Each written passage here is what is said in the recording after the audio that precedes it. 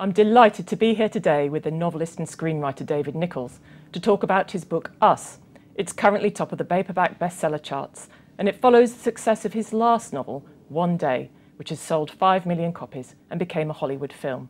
David, welcome to the FT. Thank you, it's nice to be here. In Us, your story tells about disintegration of a marriage, and yet it somehow manages to be uplifting and very funny. How do you achieve that?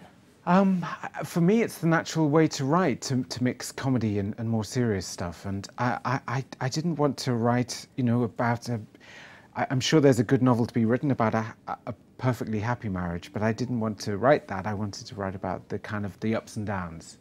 So for me, it's the story of a marriage over 25 years, and inevitably that has lighter moments and romance and almost romantic comedy at times. But it also has darker stuff in it as well, and that feels to me like the most realistic combination of tones for a book that you want the reader to identify with. It's very much a domestic story about a family, and yet you place it on a very wide canvas, this European grand tour. What was the thinking behind that?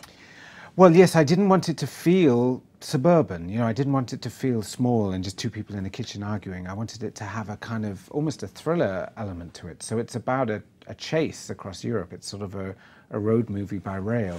And that seemed to me, the difficulty when you're writing about human relationships is they tend to lack the narrative hooks that you get with a thriller or a science fiction story or a horror story. That lack of violence, that lack of big event, that lack of revelation. So you have to find the hooks elsewhere. And to give it, to make it about a journey, I think that provides the kind of forward momentum that hopefully keeps it entertaining and gripping. Your female characters are often very feisty and people really identify with them. Is it hard to write a character that's perhaps more retiring, like Douglas in this book? I think that was one of the reasons I wanted to write Douglas, and I wanted to write the book from his point of view. I've written a lot of people, a lot of characters who are very outgoing, who are very confident. Dexter, the male lead in the last book, One Day, was incredibly brazen and brash and full of himself, and I wanted to write a kind of antidote to that. And also to write a middle-aged man who wasn't having affairs, who actually was very much in love with his wife. It's a book about an uxorious man, and a man who, even though he's full of love, can't express it. That seemed to me more original and more touching as well, rather than a character like Dexter, who's very brash and arrogant and a little full of himself. Dexter and Emma in One Day became famous globally, and we've had to wait a long time for Us. Why the 5-year delay? I did a lot of other things. I did some TV plays and some films, 3 films and 5 hours of television, and there were a lot of other things that suddenly happened. The film of Far From the Madding Crowd sort of sprung to life, and that took a lot of time. The film of One Day. So it was very hard to find time in which I could clear my head and come up with something new. And I embarked on a novel that didn't really work out, so that was a year gone. And a lot of time was spent promoting One Day. So it took me 3 years to get clear of One Day, another year to write a novel that didn't work out, and then 1 year to write Us, which I really loved writing. I mean, once I got there, it became a pleasure again. But it took, 4 years of full starts and dead ends and distractions. You've been an actor, a screenwriter, and a screenwriter as well as a novelist. But and you do a lot of screenwriting work. How does that compare, writing for the film and television, compared to the rather more insular world of the novel? Which do you prefer? I love both, but I really love the control that you have as a novelist, because there's no one else. The best thing about screenwriting is it's collaborative, and the worst thing about screenwriting is it's collaborative.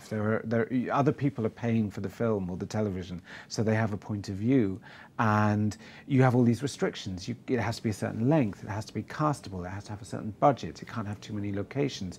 So you have these parameters that with the blank page you just don't have. You can write what you want. No one minds if it's 400 pages or 300 pages. With a film, the difference between a 3-hour movie and a 2-hour movie is $10 million. So, you have these restrictions, and sometimes that's wonderful, and sometimes it's maddening. And you have come to specialise perhaps in adapting big Victorian novels. Yeah. Is that an easy process to take so much out of these enormous books? I've done it 3 times now, and they were almost my 3 favourite books. I mean, Tess of the D'Urbervilles, Great Expectations, and Far from the Madding Crowd, certainly books I love. It is hard, and it's a little scary because it's not just me who loves them. You know, millions of people know and love those books, so you have a sense of responsibility, and it's slightly nerve-wracking because you don't want to betray the source material. At the same time, it's incredibly pleasurable because you get to really wallow in these books and pull them apart and put them back together and try and recall what you loved about them in the first place and try and bring out those qualities. So it's a little daunting, but very, very enjoyable. And I always wish the films were longer. You know, I would have loved Far from the Madding Crowd to be just another 20 minutes longer, but that's, again, like I said, one of the restrictions of making a movie.